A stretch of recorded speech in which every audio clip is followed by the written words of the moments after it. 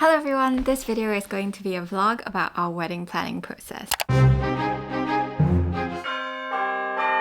decided to make this video because I think there are a lot of bride-to-bes out there struggling with this whole daunting process, and I hope this video can help you in your planning journey as well. Be sure to stick to the end of the video where I'll be sharing my top tips on how to get your wedding planning journey started. We clearly weren't ready for the whole wedding process because this initial video was taken around 8 months ago. You've probably seen that we are engaged. If not, I will link you my engagement video up above here.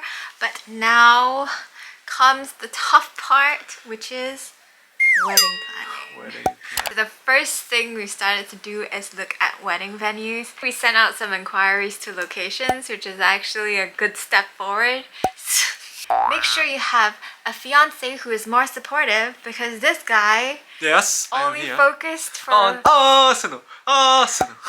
This is doomed. Second week of wedding planning and we kind of got nowhere.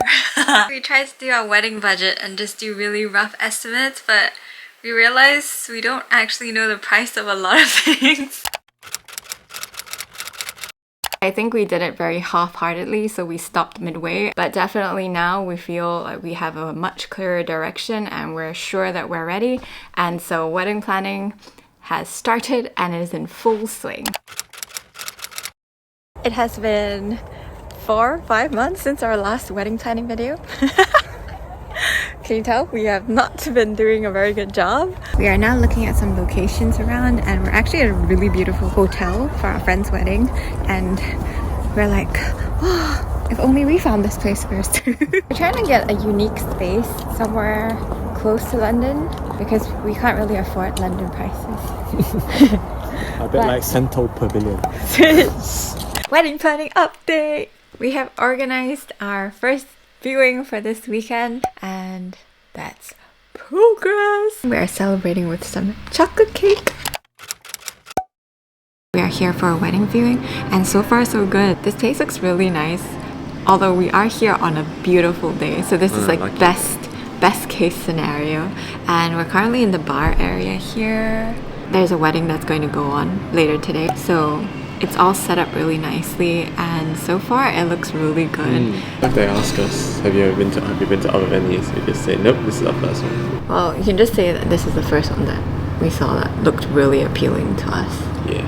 Hello, good morning. We went to see a location last Sunday and we really liked it, except the schedule was pretty much booked full for 2024 and 2025, although there was one tentative date in April that we would consider, and it's a Saturday.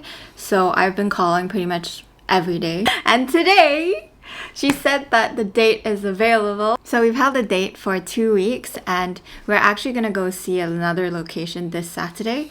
So depending on how much we like the other location, and also again availability and stuff, but at least we've secured a date, so that's progress. I just feel like we jumped into this location so quickly. I'm just worried it rains. Ugh. Not quite as easy as, you know, just being able to choose a full package.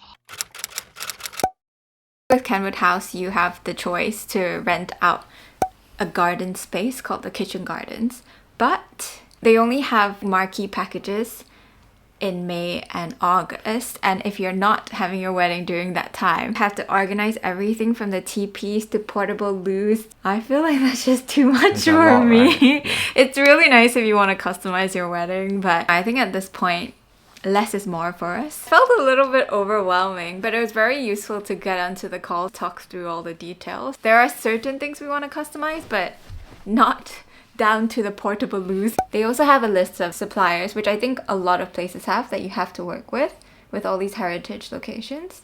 So we are probably just gonna go view the location, but I think right now is probably, of the 3 we've had so far, it's probably third. Good morning everybody, it's bright and early today and we are heading for another wedding viewing. We are most excited about this place, well, from the pictures and stuff, so we're hoping it will be just as good as what we envisioned. Now, there's quite a lot of foliage on there, there's wisteria, there's been clematis, so this is how it looks earlier on in the year. Yes, I mean, like, oh wow. Yeah. So, We just got back from another wedding location viewing and we think it's the... Wow. It looks amazing, but the person selling it to us sold it really well. So I think we need to take a step back and be a little rational about it. In that instance, I have prepared Lauren's essential wedding checklist.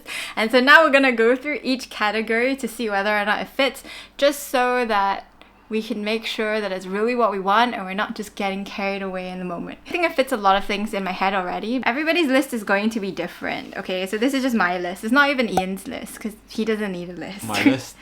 It's in here. I did this with my sister. Budget planning, Kathy.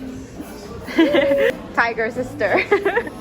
Helping to sort out your life. Get your together.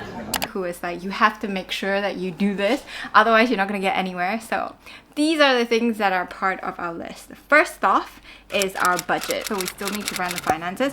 But on the next one, location-wise, we wanted a location where our friends could easily get there and back without having to rent an overnight stay, and transport time is less than 2 hours essentially. So that's definitely tick. I have this category called Customisable, which is quite low in the ranking, but we do have a lot of freedom in terms of decor. Another criteria that was very high on my list was being fun and intimate, which I think this place will be really fun because there's lots of different locations where people can do stuff. And the last one on our list is not a hotel.